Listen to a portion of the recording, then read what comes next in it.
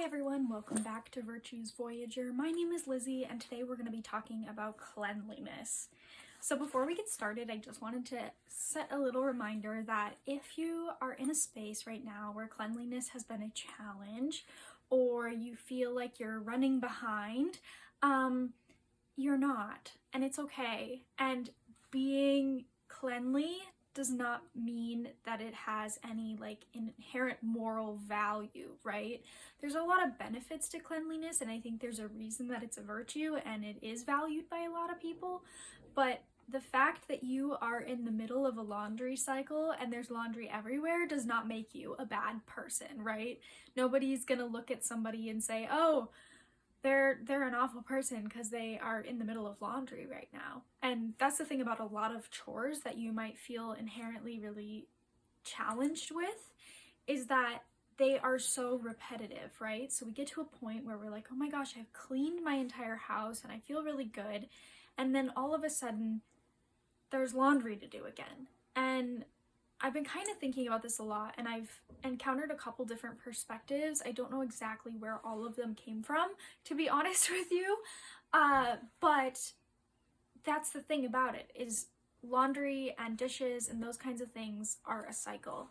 So just because you have dirty laundry all the time doesn't mean it's a bad thing. It also means that you also have clean laundry a lot of the time. If you're having to wash your laundry all the time, you're also having clean laundry all the time.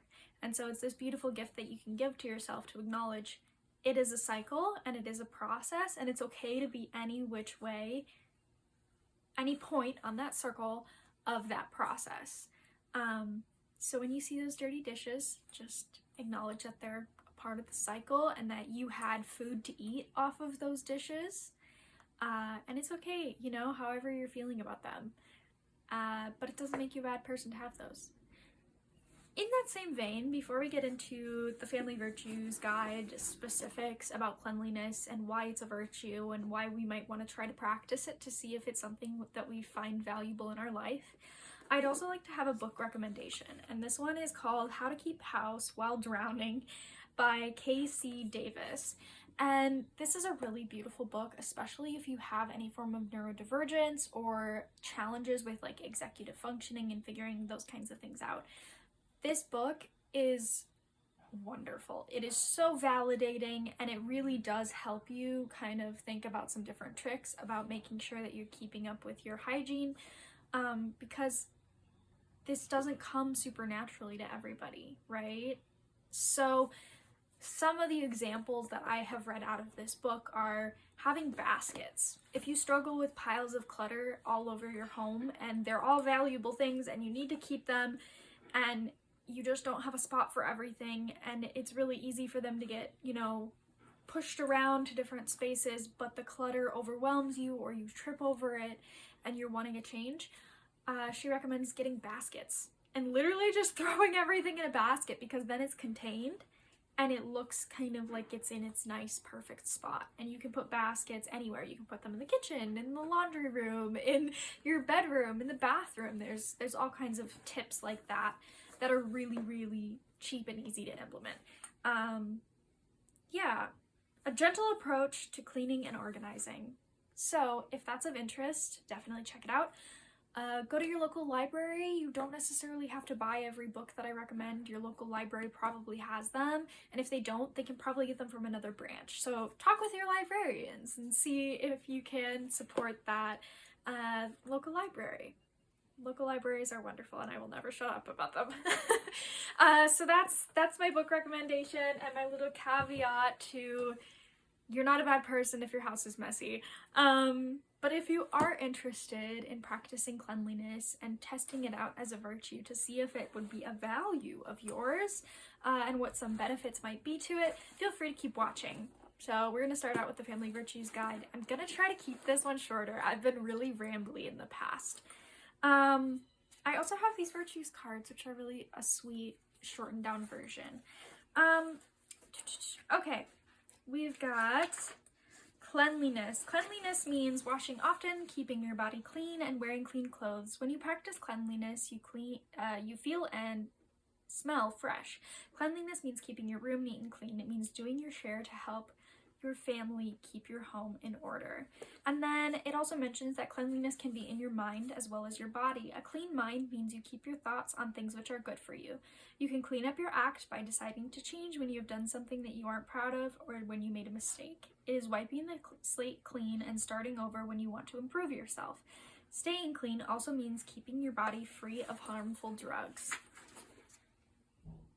Yeah, so there's a couple different aspects of cleanliness to that.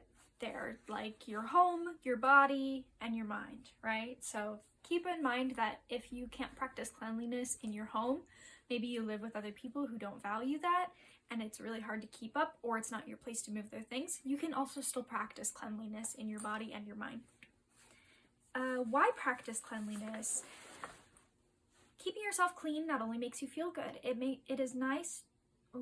makes you nice to be around. When you brush your teeth, you have a better chance of having healthy teeth. Maybe you won't have any cavities. It protects you from disease. And then it continues on about that and a little bit about germs. Germs are good in moderation. So, you know, like anything, you can take cleanliness too far, but that's just, I don't know, that's kind of interesting too. There's balance there. A mind filled with pure and positive thoughts keeps you feeling peaceful. Being willing to clean up things in your behavior, fix your mistakes, and give you happiness inside. Other people find that they can trust you then. If your mind likes to serve up a lot of thoughts that are kind of intrusive, and notice I don't say impulsive, right? So an impulsive thought might be, oh, I see a candy bar at the checkout and I want to buy it. Or maybe I'm gonna take a shower right now, even though I only have 15 minutes before we have to leave. Like, those are impulsive thoughts, right? And you don't necessarily have to act on them, but they're not exactly difficult to deal with or negative. Intrusive thoughts are a little bit different. And again, intrusive thoughts do not make you a bad person because you are the being overseeing your thoughts. So when we talk about a clean mind, I really think it's interesting that it's your choice, right? So if you get an intrusive thought and it's like, oh, what if I just drove this car off the bridge right now? Or what if I ate something that I'm allergic to? Or what if, all of these things where it's what if something awful happens? What if, I kill a family member? Like, these are thoughts that people have, and it doesn't necessarily make them a bad person. It can lean more into some mental health conditions and stuff, but just knowing and overseeing that and knowing like, that's such a silly thought that my brain just served up to me today, right?